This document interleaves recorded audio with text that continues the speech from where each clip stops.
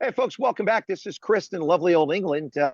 I got another mobile here. Yes, got a pretty good deal too. Saved 20 quid. They were on sale. So if you're looking for a new mobile, some of them are on sale right now. It's the new Samsung A17, replaced my A22. Sounds like I went backwards in time, but it's actually a better model, more advanced. Mine was 5 years old. Anyway, enough of that nonsense. Today I'm doing an interview with Balk van Blerk. No, I'm sorry. It's Carl van Blerk. Carl van Blerk. From Food I won't be Sock singing. Meals. He's been okay. Well, yeah, you don't want me to sing either, brother. Trust me, I'll run for the exits when I start singing. But we call it caterwallowing, not singing. But anyway, Yes. folks, Carl's here. Carl's here to talk to me a little bit today about Food Socket. And you're like, okay, wait a second. I know we talk a lot about, somebody eating their socks, but that's not. I don't think that's where the name came from. Carl, tell us a little bit about Food Sock and where is it located and what do you do? Absolutely. Chris, first of all, let me just say thank you. You're one of those people that when I reached out and you responded, just kudos to you. It's very, very difficult to sort of reach out to people that have got, can I call it celebrity status? Is that all right to say? I should say so. So I thank you. guess you could maybe call me a minor celebrity in South Africa, but that's about it. Oh, that's amazing. Everybody knows you, but I've got a bit of a story, and I'm very glad that you've given me the opportunity to share that. I think. So first of all, I hail from South Africa. So I'm currently living in Somerset West, down near Cape Town. I'm originally a Cape Townian, absolutely. And then I moved about just over 20 years ago. I moved up to George, up in the Garden Route. So beautiful part of Cape Town, or part of the Western Cape, should I say. Loved living in George. But for a number of reasons, one of them being following my children, which I moved sort of back to Cape Town, I came back to this region. But one of my story is very much one of community. I love people. I love communities, and I firmly believe that we as individuals, as people that live on this planet, um, what we do, how we help other people, the service that we pay or that we give is the rent that we pay for the space that we occupy on the earth. And I think if everybody had that little bit of belief and just simply did something. In fact, maybe this is a good time to share my mantra. My story, my life story goes that I may not be able to change the world, but I can change someone's world. And if we all did that, we end up changing the world. So in my entire life, I'm 56 years old in a few days' time, and I just really, really believe that my life is dedicated to other people. I've worked in service with Lions organizations pretty much my whole life as well. I've been part of the Lions Club organization. I've volunteered in many different organizations and NPOs. And the sort of this part of my journey started about 5 or 6 years ago when I started an NGO in the Garden Route called the Garden Route Food Pantry. And for some other reason, I've always been driven towards food and food security or food insecurity. Not sure why. It's the most difficult thing on the earth to do because you can feed 10 million people today, and tomorrow they're all hungry again. So it's a very difficult arena to work in.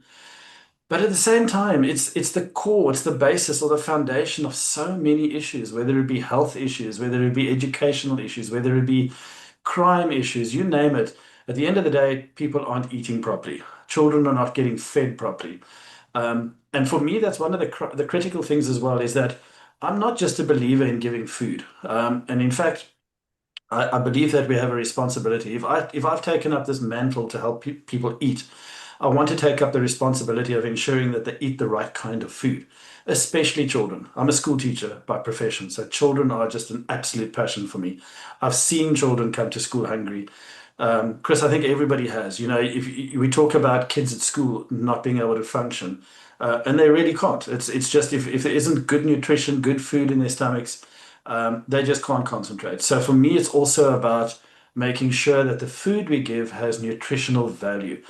I got a big word that I actually want to, you can see my backdrop over here that I use on my Zoom, but I want to print the word dignity there because I'm very much for dignity. If we're going to help people, let's do it with dignity. Nobody wants to be treated like being poor or being underfed or wanting to beg for food. So we need to do it in a way that shows dignity. So when Well, I open the Carl, food, sorry, I thought you were pausing. Go ahead. no, I kind of feel like I'm running away, so I'm going to pause. Please jump in there. Yeah. No, and it's even an apropos moment to interrupt you to mention a few things you talked about. Their dignity is very important. And you Mm. did touch on something. When people make new mobile phones or they make automobiles or they make clothing, they're not going to need that customer again anytime soon because ostensibly that product's going to last a couple days, a couple months, hopefully a couple years or longer. But with food, you need it later in the day, not just the next day. So it's a business that will always be there. Is we need sustenance. But you also touched on a couple other things that are interesting to me. You talked about dignity. As a child, I lived in poverty, and when I went to school, received free milk at school and received free lunches for a fair portion of my primary and secondary school education. And so I understand what that's like and how important that meal is. And there were times it was my only meal of the day in America. Not living in a township in the Cape Flats, but in America, there were times it was my only meal of the day. Not often, but sometimes. And so I appreciate and understand that. And people like dignity. They don't want to be kept in that. I made a decision never to be poor, and I've succeeded since I became an adult. I escaped that generational poverty thing. And one other thing I want to ask you about to segue into the next part here is that in Africa, stunting is a major problem for children who don't receive sufficient protein before the age of 5. I understand it's also a problem in South Africa. Is that something you're aware of and that you're working on, or does it play a role in what you're doing? It's a massive problem, Chris. Stunting and malnutrition and anemia it's a crisis. It's an absolute crisis in South Africa, and we don't talk about it enough. We're talking about 25, let's say a quarter to a third of all children in South Africa across the board are severely malnourished. Um, if we talk about anemia now, I mean, anemia, I'm not a medic or anything like that, but from the little bit of information I know, this is all to do with the red blood cells, which carry oxygen through the body. Approximately 20% of preschoolers in this country and over 50% of pregnant women are anemic. And that's significant because now if you're not having the blood flow or the red blood cells flowing through properly, carrying oxygen, this affects things such as obviously the critical one is health, um, stunting, vitamin deficiencies, everything that goes with this in concentration levels, brain development. And then we wonder where there's a problem. So we need to be able to tackle this problem from a grassroots level already in providing those sort of micronutrients that are so important for the beginning stages of life. That's why, although I do a lot of feeding in adults and children, my focus is predominantly on children because that's where we can have an impact, a long-term impact. But at the same So, time, we Carl, don't want to. let Mm. me ask you this question, Carl. So, look, the world produces more than enough food to feed the 9 billion or so people here. We have plenty of food. The problem in much of the world is a question of distribution and maldistribution. The people that need it don't necessarily get it. Is it similar in South Africa? I mean, South Africa produces plenty of food. I mean, everywhere I go, every shop is full of food. Even tuck shops have food. Is it a question of distribution and poverty contributing to that, or is it something else? Mm. It is very much. Yeah, we wouldn't have a hunger problem if it wasn't for the logistics problem, which is actually what the problem is. It's not the food. A third of our food in this country that's produced is destroyed, it goes to waste.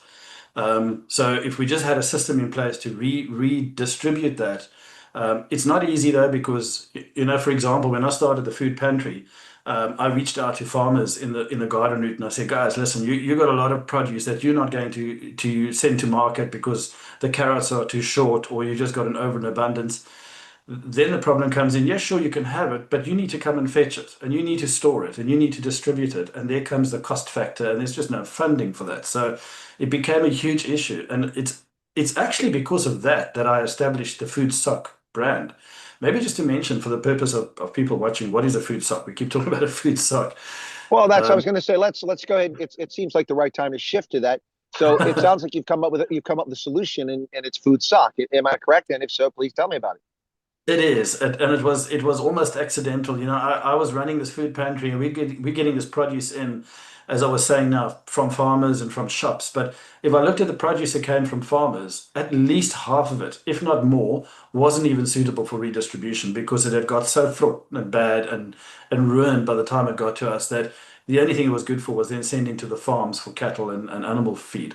So we lost a lot of produce there. The other problem is your produce that gets donated from your retail sector, much of that you can't use because it's expired. Now, there is a difference between expired and used by, and we go through all of that, but some of the stuff is just simply expired. And there's three problems. The third problem is you don't know what you're going to get. So if you get a retail store suddenly phoning one day and say, listen, can you send your bucky down? We've got a bunch of things from our bakery we'd like to go and give you. You drive down and you get 6 dozen chocolate muffins, giving children that are malnourished and don't, it just, that bothered me. That to me was just a bigger part of the big problem. So I then sat down one day and I said, how do I solve this? I'm passionate, as I said, I'm a school teacher, I know kids, I'm passionate about feeding and I'm passionate about what we feed. So I said, well, if I can't get it given, maybe I can create it. And I came up with this concept. Well, let's tick all the boxes. Let's create a meal that is nutritious, that has a long shelf life for the storage purposes, that is easy to transport, that is very affordable. And I always use the word affordable, not cheap, because there's a difference between the two. So affordable meals, and dignified. And with dignified, I looked at things like variety of flavor, because that's another thing we tend to do. We tend to see people that are in need, and we create this stew, whatever you want to call it, and everything just tastes the same. And nobody wants to eat the same thing every day. It's just doesn't matter where you're living. You just don't want to eat this unflavored mix that you would find in a prison service every single day. So that variety was important to me. So that's where food socks came in. And I realized I need to create this mixed meal. But now I had another problem. I'm not a food scientist. I'm not even a chef. I love to cook at home, and I'm not even sure my wife likes my cooking that much. So where do I start? But I had a very, very good friend, and sadly, Francois has passed away now. He was the owner and he established a place in the Garden Route called the Francois Ferreira Academy, which is an academy that teaches chefs how to cook. A very, very well-known chef in his own right, internationally acclaimed, and fortunately for me, a good friend. So I went to go see Francois, and I said, "This is my idea." And he said to me, well, let's put together, he loved the concept. So we created 6 meals to start with. Things like chicken pasta, pasta bolognese. We had a mutton stew and a nice soup and all sorts of flavors. Every one of them working in the same fashion. And that is a meal in a bag, one pot that you require only water to be added, and you cook for about a half an hour and you feed a family. And that's what a food sock is. So we've now got 13 flavored meals, everything from chicken a la king to Thai green curry to you name it. Some local dishes. We've got a chakalaka, sampan beans, which is very well known here. Um, Even some things that I battle to pronounce, like iskla rice, which is an African traditional dish. And all of them operate in the same way. You take this bag, you put it into a pot of boiling water, half an hour later, and you can feed 4 people. Beautiful tasting meals.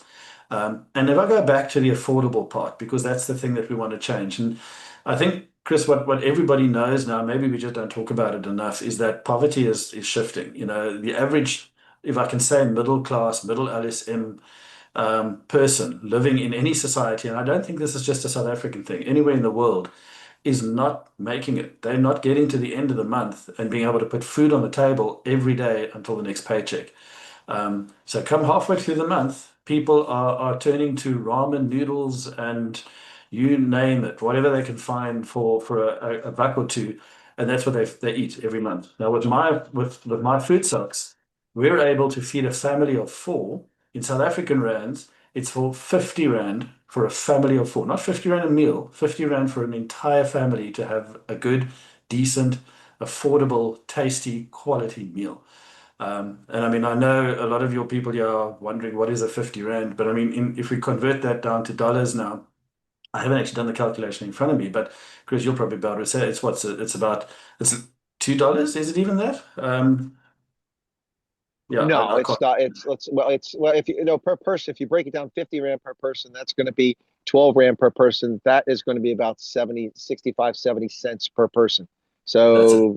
So it's $2 plus for the meal. That's incredible. A hamburger at McDonald's now runs you $1.89 in the United States, or $2.19. So the cost of one hamburger in the United States, you can get a meal for 4 that's nutritious. A quick question to interrupt you here. So I'm curious, are these freeze dried? Are they dehydrated? I mean, Mm. are they vacuum packed? How is this done? That's a good question. So all our meals are dehydrated. So one of the things we had to make a decision to do, and this was quite a big decision, but none of the meals, even our chicken a la king or our chicken dishes or our beef dishes, none of them contain real meat. They are soya based. And there is a huge movement at the moment towards soya based meals because the soya qualities have increased. We've got fantastic soya farms in South Africa. And the quality of the protein, if I take 100 grams of soya, it has more than double the amount of protein than 100 grams of real meat. So we don't use real meat, and the rest of the ingredients are all dehydrated as well. We are looking. We've had it's not priority for me right now, but we are looking at introducing if I can call it a premium food sock, which will have real meat in it. And the reason I'm only doing that is for the upper LSM people who just want the real meat, the guy who goes camping and wants to take a bag with him to go and, for a little pot while he's camping and he's looking for some real meat. We're going to do that as well because we want to address all the different needs around the country. But our base product is soya based. Well, I was going to say, Carl, that this sort of thing you're talking about, if it catches on and you have the production capacity, you could go for a higher end market for hikers and campers and things like that who will pay a higher margin on something for something that's nutritious and easy to put together like that. So it sounds like you're already onto that potential market. But I know that South Africans love to go in the bush. They Yeah. love to go out in the wild, just like Americans. And so I should imagine there's got to be a market for that. Now, is this only available in South Africa, or can you get it in Botswana, Zimbabwe, Eswatini, Mm. Lesotho, Namibia? This part of the journey has been interesting. It's been less than 3 years that we started this, and it has, I can't use another word to say other than exploded. It has absolutely exploded. We've got over close to 500 distribution points around South Africa. We're looking at Wow. retailers at the moment. So, and I'm going to get to your point now, but I want to also just add to while I'm thinking about it.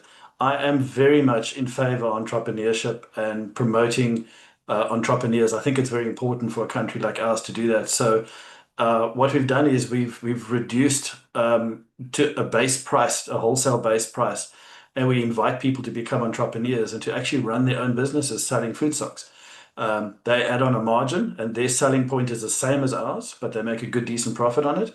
And that makes it available to people in every area of the country without having to worry about courier costs from where our factory is in Cape Town to the other end of the country. It's available there already. But in doing that, we were very fortunate when we launched this. We got this onto a national TV show, a very, very well watched national TV show. And in doing that, my phone made noises that I didn't know my phone could make. I had everything from ringing telephone, Yeah.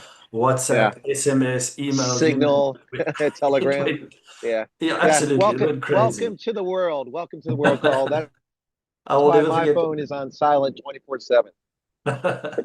It was bizarre, and I mean, and a lot of these places that people that were phoning me were from outside of South Africa. So we are definitely expanding. We've got our export licenses in place, so we are definitely expanding and able to, we looked at. I mean, we were doing the calculation just now in dollars, and if some countries that we've been looking at the moment are countries that are deep in poverty in many ways worse off than South Africa. And by buying from us in South Africa, they can't buy food any cheaper anywhere else in the world. And then moving that for distribution in their countries. Um, I don't So, know if Carl, I it's mean, I got this. Sorry, this prompts a couple of questions. Sorry to interrupt you, folks. We've got a slight delay. I'm in England. He's in South Africa. The Afrikaners still hate the English, so there's a delay. So, English a bit slow. yeah. See, I told you. No, but seriously, sorry, Carl. So it raises two questions. There's a lot of questions, but two very quickly here. So, are you able to reach this price point because instead of using meat, which is very expensive, the price of beef has really climbed a lot in the past years, because using soy-based products? Is that one reason? And then the second question, excuse me, the second question here is, once you answer that, I want to come back and talk about the entrepreneur. So what's the answer on that? So the answer is yes, that's one part of it. The soya is definitely a more affordable option, but also we skip out a lot of the middlemen. So we for every ingredient that we use, we go directly to the farm, directly to the factory that produces it, and try and skip out the retail side as far as possible to save that cost for the end user. That's the big reason why. Okay, before I get to the entrepreneur, now it sparks the whole other question. You can see I'm a Yeah. very inquisitive fellow here. So your production of these meals is it centrally located now, like say in Somerset West, or in Hermanus, or is it do you have other places where you're producing the food? Because at some point, I would imagine that if you have to take it from just one location and spread it to, say, Namibia, your costs are going to go up. So are you going to have distributed production, or is it still centralized? So we're centralizing the production at the moment in one venue. We actually had three factories in South Africa before when we started. We had one in the one in Somerset West, the big one that we have now. We had one in George, where I was staying at the time, and one in Durban. But we closed the others for a few reasons. First of all, it's not cheap to run a factory, and we didn't want to raise costs because each factory has to have its own health codes and certifications and ISOs and you name it, and everybody wants to make a buck. So we thought, well, let's close the smaller two factories and centralize it in. We've got a very big site in Somerset West. And also, even if we look cross-border or across South Africa, it's easier for us to ship a completed product which is packed in strict control and under our guidance than to if we, for example, had to open a factory in Namibia, they don't necessarily have access to all the ingredients we need. So we're going to have to ship some of the ingredients anyway. So rather than do that, let's just pack everything here and we ship it complete. Having said that, we're not closed to the idea. We've had a few inquiries that inquire very, very large production, in some cases outside of South Africa, that we just would not be able to cope with in one factory.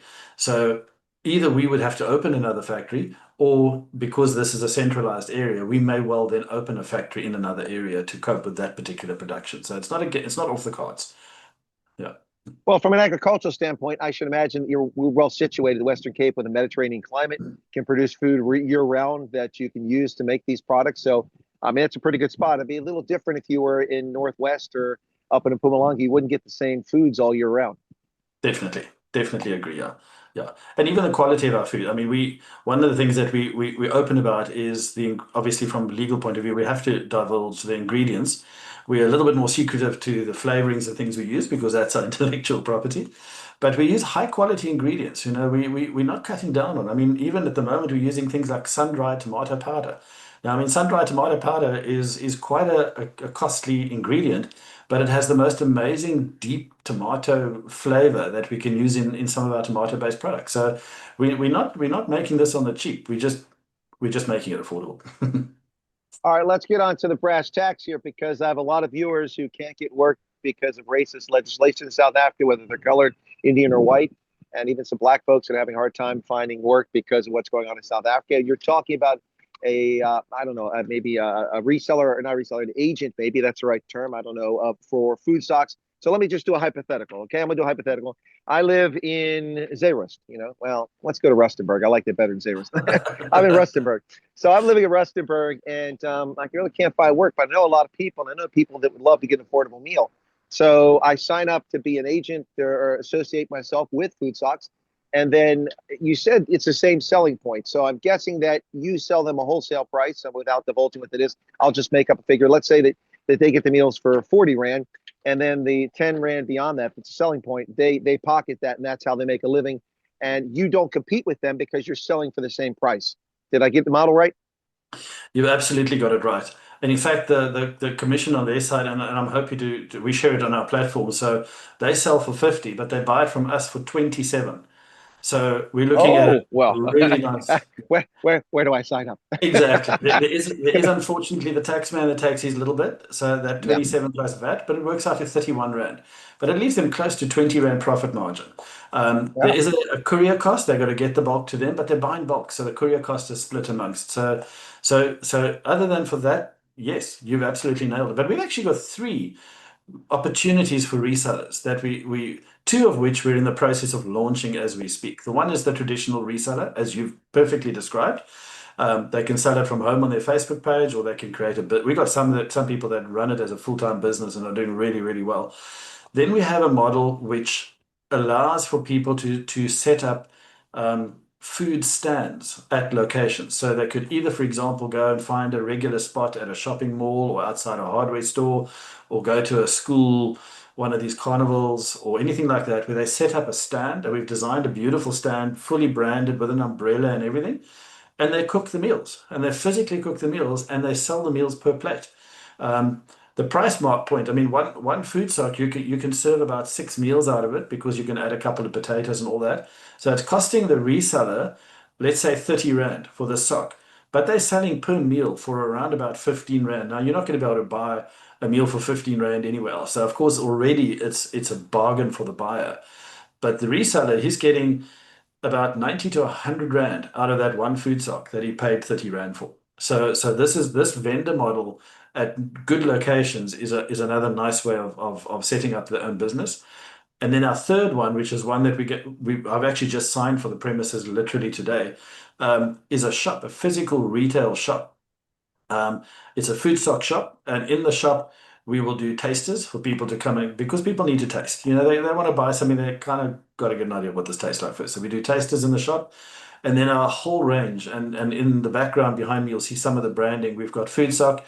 We've got Isondlo Foods, which is aimed more at the Black African market. So it's got food, the recipes that align better with the African market and flavoring that aligns better with the African market. And of course, the reseller model that I spoke about is also appropriate there. We have Isondlo resellers too.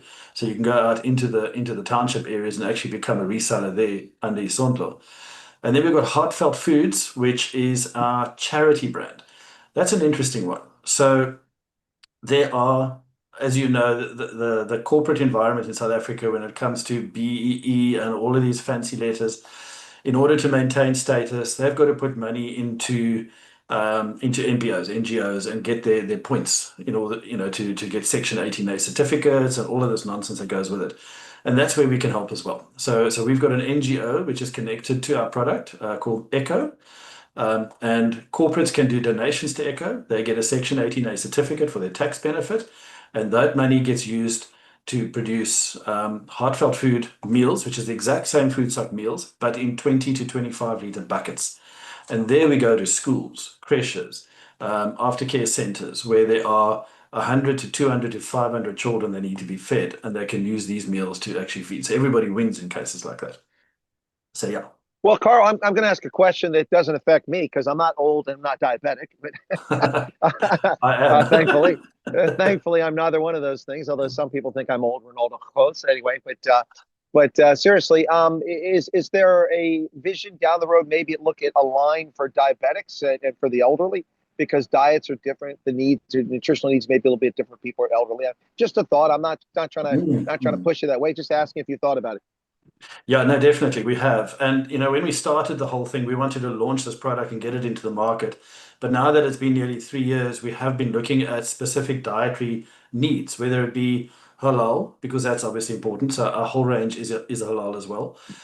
We looked at gluten-free, and there's a personal reason for that. My daughter is gluten intolerant, and I love for her to eat food stocks.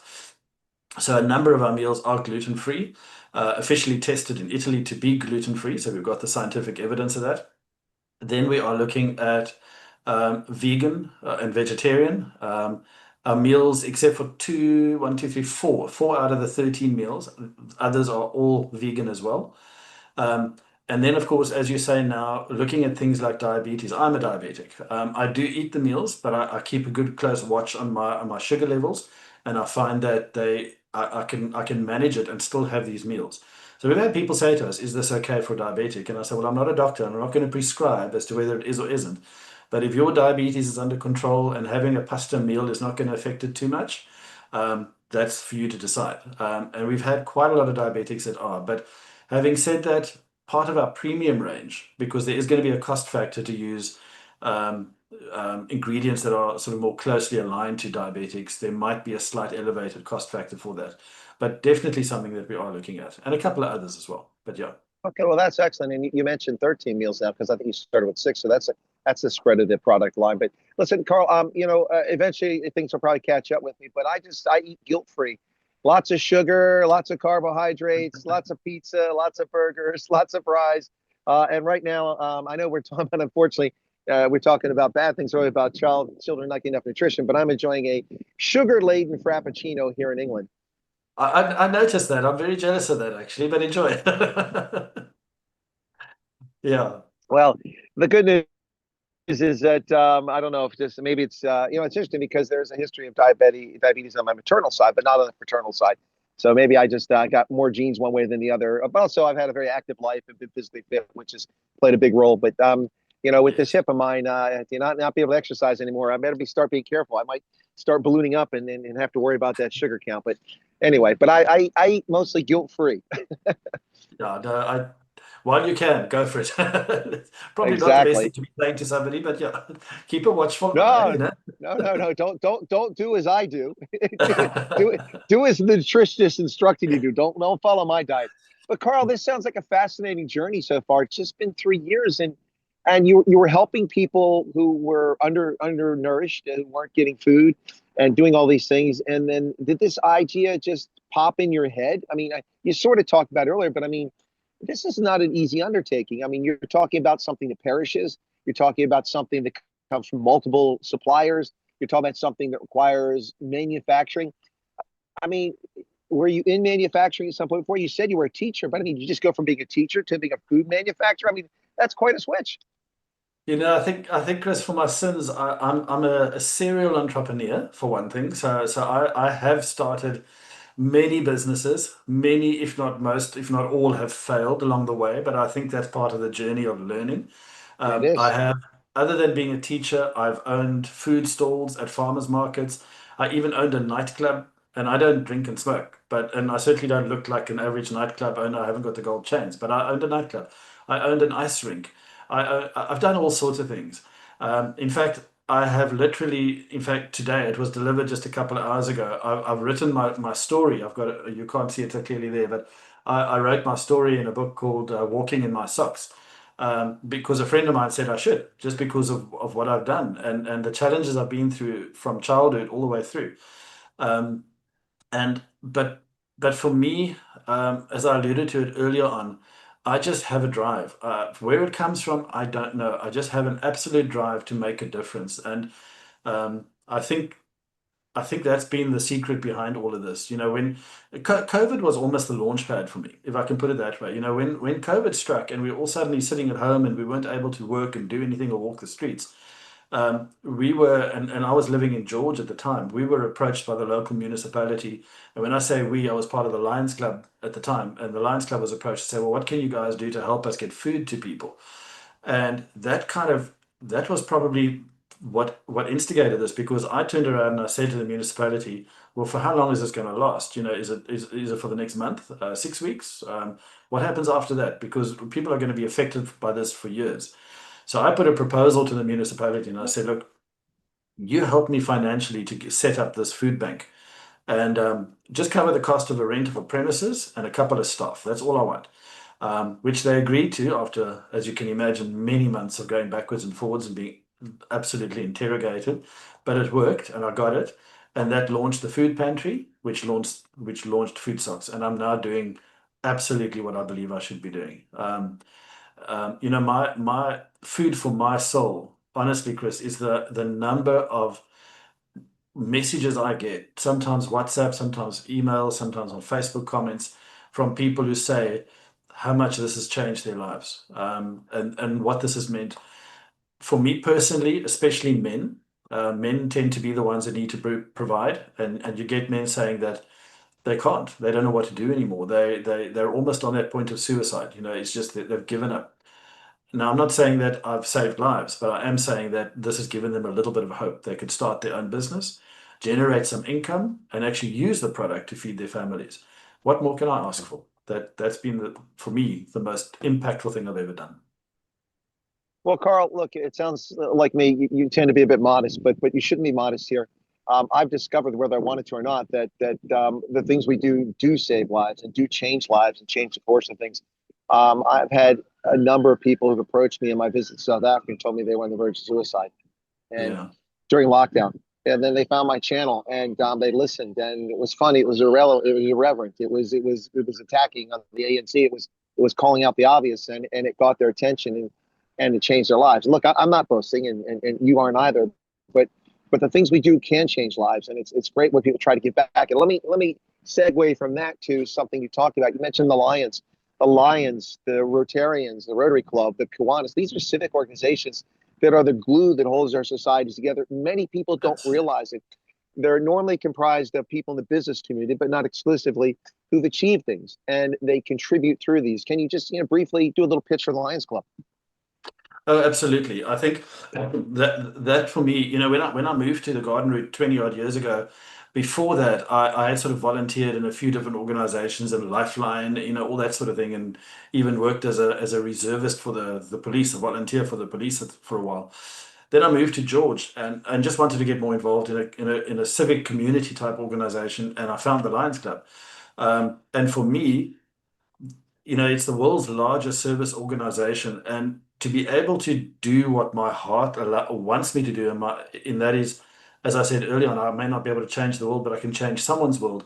But to have this community, this group of people that are standing not behind me, but next to me, with the same mission, the same vision, and to be able to change lives and see the impact of that is there's no words that can describe it. I started one of my projects. Give you an idea. I started one of my projects in the Lions Club called Club 200, and the idea behind this was to raise some funds to help families that have children with life-threatening conditions, children with cancer, children with brain tumors. Um, Extraordinarily difficult to get involved with a family like that because they're facing the ultimate death of a child. But we were privileged enough, I was privileged enough to be allowed to do that and to go in there and just to provide some assistance, whether it be medication or some food to keep them going or whatever. Um, and then watching the progression of this family from that moment to the loss of a child and surviving and moving on, and the privilege of me as a member of the Lions Club to be standing there with them, I can't describe it. It gives me such strength, and I know my strength gave them strength. So I want to say to people out there, it doesn't matter who you volunteer for, whether it's a Lions Club or a Rotary Club or Roundtable or whatever it might be, or your local church for that matter. Do something. Just volunteer. Give it a little bit of time. It doesn't have to be as much time as we as Lions perhaps give. Take one day a month if you can and go and do something. It'll change who you are. It'll absolutely change who you are. It absolutely does, Carl, and it's something that's unappreciated. One of the secrets in the secret recipe that made America so great, and Alexis de Tocqueville talked about this in his book Democracy in America. He said that the thing about America, two things. One, that he would go to the most remote places and rural areas, and the farmers would be able to talk about Socrates and Thucydides and about ancient democracy and would know about politics and agrarian things. And he was astounded at the level of education of Americans in general. And this is, in the 1840s or 1820s. And then the second thing he said is that the strength of this country is its institutions. And he wasn't talking about Supreme Court or our Congress or the presidency or our military. He was talking about the Bar Association, and things like the Lions Club, and the things that predated them, those civic organizations, and the Better Business Bureau, the civic groups where citizens come together and self-regulate themselves and govern themselves in an efficient manner and or donate their time to help society be better. And I think that what you're talking about, these service organizations are underappreciated. And I kind of spend a moment on this because in my mind, this is dying in America. We have a very hard time struggling to get people to volunteer to do anything in America. And look, I'm not one of those people who spent my entire life donating all my time. I was serving my nation, fighting in combat, building armies, hunting terrorists, educating people. And so I donated a little bit of time here and there. So I'm not one of those people that's just a giver that's giving all my time, but I've always recognized the importance of it. And when I could, I did contribute. And so it's great that these organizations are out there. Carl, I want to take a moment here and shift from that. You mentioned your book. We're not really going to get into it today, but I want to give you a chance to maybe plug your book because you have an interesting story. And I say that because a lot of my viewers are always encouraging me to write a book. And I've written books, but not about myself. They want an autobiography. The problem with my book, Carl, is that I'm worried that's going to go from G-rated to parental guidance to R restricted very quickly. I'm afraid that it's not going to be a big seller because not many people are going to be able to read it. Tell us about your book. Chris, thank you very much. This book, I'm sitting here holding it, and as I say, it was only delivered to me in print like literally 2 hours ago. So I'm still quite emotional about actually holding it. But um, I have to credit a very good friend of mine in George who convinced me to write this because I used to do quite a lot of projects. She's a teacher at one of the schools, and we did a lot of projects at the school with her with underprivileged, not underprivileged, but with children with disabilities, disabled children. And Marinda van der Merwe, the lady that I'm talking about, she says to me, write your story. And I kept saying to her year after year, why? Who's going to read my story? I'm Carl Van Blerk living in George in a little city in South Africa. I mean, what's the point? Who's going to read that? And eventually, I think it was about 2 years ago, she said to me, don't write it for anybody else to read it. just write it for yourself and maybe your children. Just document your life. And that kind of hit a slightly different nerve. So I did. I started writing. And I realized after sharing it with a few people that I think there's a story here. Now, I mean, I've sort of put the tagline at the top of the book here, a story of hope through hardship. And it has two significant messages in it because the start of my life was traumatic. I didn't go through an easy childhood. I was abused in many ways. I went to a boarding school where I was physically, mentally, and even sexually abused. And as a little 8, 9-year-old boy, that was tough, and I had to deal with that. And I talk about that in the book, and I talk about what I gained out of that experience, and what I used in a positive way from that experience. And I think, we have, it's frightening how many children have gone through experiences like that in the world. So I think what I did with that is something that could possibly be helpful. And then I talk about what I did with that in my life. And I said earlier on that I'm a serial entrepreneur and starting different businesses and failing. And that's part of the journey. And I think a lot of people who start a business and fail feel that they're a failure, and possibly don't try again.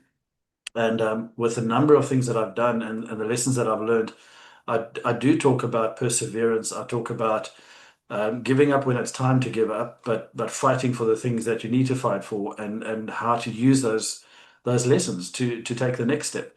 So that's kind of the story behind it, and hence the title "Walking in My Socks" being the food sock where I've culminated now. And I'm actually at this point in time very grateful that all the businesses I've tried failed.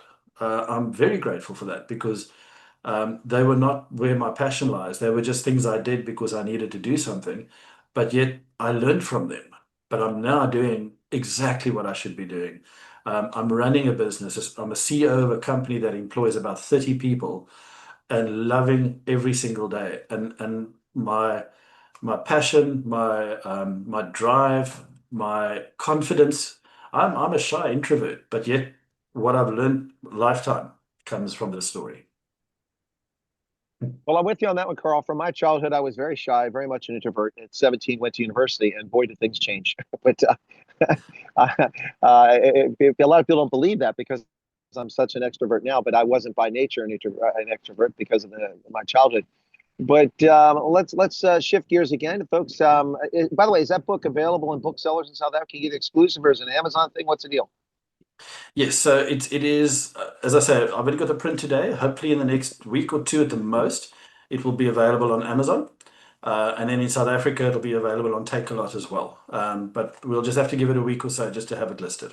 But it will be, yeah. Okay, that's just so people know. All right, now let's go back to food socks. So, what's the URL? How do people find it? Can they order directly from there, or does it also show resellers that might be located close to them in case you want to go talk to the people that are selling the food? Absolutely. And you know what? We kind of don't want people to order directly from us at the factory, although they can from our website. We want people to order from the resellers. We want to encourage the resellers business to grow. So the main thing is people just to remember the website address, which is foodsock, one word, singular, foodsock.co.za, South African email address or website address. And when people do Google us, they're going to be very confused because they're going to find references to Google, to foodsock all over South Africa, YouTube channels, Facebook pages, you name it. And that's because we've got 500 resellers all running their own businesses. So to find us is going to be quite difficult. That's why we always say go to our website, and there'll be a link to our Facebook page. There'll be a link to our YouTube channel. Check out the YouTube channel. There's lacquer videos of people making meals. I mean, the student market, Chris, this is so good for students. The student market is exploding. I mean, students are eating pasta bolognese for supper, and they're showing this on their videos and whatever else. So the YouTube channel is great, and obviously our Facebook page is nice and interactive as well. Well, it's a great name, Carl. I have to say, I mean, when I think of sock always is something that takes care of me. I wear socks so I don't get blisters. That keeps me from getting blisters. A wind sock keeps the plane from flipping over when we take off and land at an airstrip. And food sock will keep people from going hungry. It sounds like a great plan. I'm so Carl, I glad want to thank you. I'm so glad you said that. We've had some You like that? criticism, people saying, "Oh, it's disgusting," and I'm thinking, "No, it's not. It's comforting and warm." And exactly, It I is. love it. Because No, I wonder exactly. if Yeah, a sock protects your foot.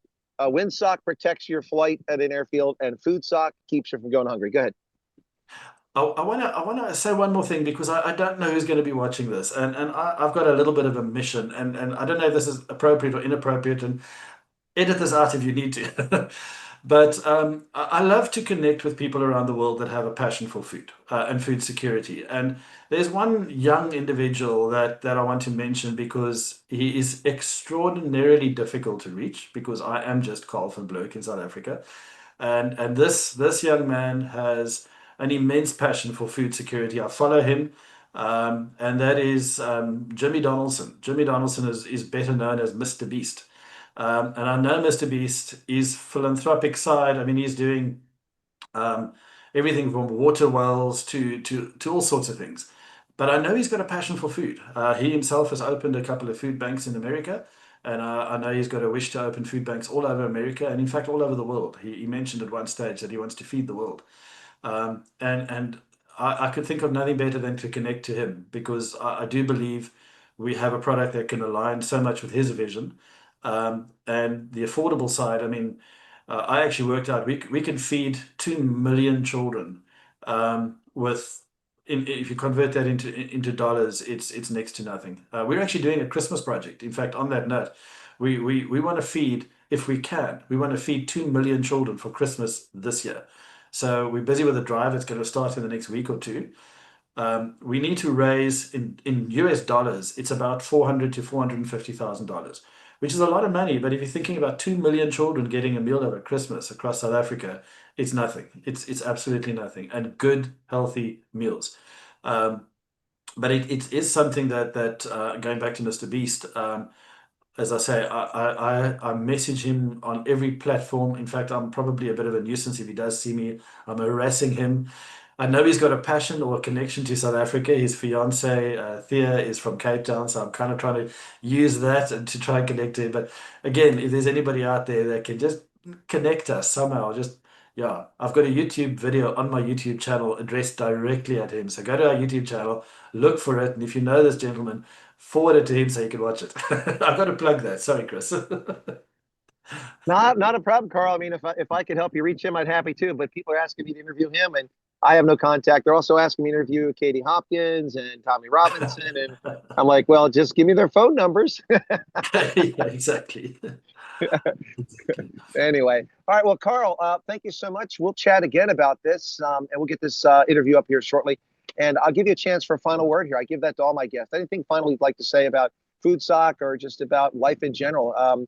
Sounds like you've traveled and had an interesting life as I have. But I've got to say, Carl, you're not very venturesome, man. George is not very far from Cape Town, and Somerset West is not even a hop, skip, and jump. So, I've moved all over the world, but you haven't moved very far from home. Give me a chance. I've had the fortunate, if I can say, privilege to have traveled a little bit in my lifetime. I've been to the States more than once. Did road trips around from New York right down to Florida. I went through all sorts of interesting places. Can't wait to do it again.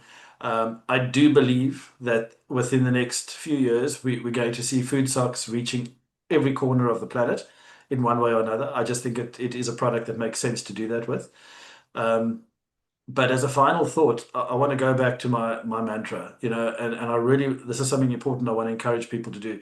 I said to you earlier on, I've got a birthday coming up in a few days' time on the 19th of September, turning 56. Can't believe I'm 56, but turning 56 in a few days' time. And I've said on my Facebook page for FoodSock that the gift that I would like everybody to give me, and if I could be so arrogant as to ask them to give me a gift, is to go out, and this is obviously for South Africans now, but go and buy 2 food socks from any reseller near you. Don't buy it from the factory. Buy it from a reseller near you. Buy 2 food socks.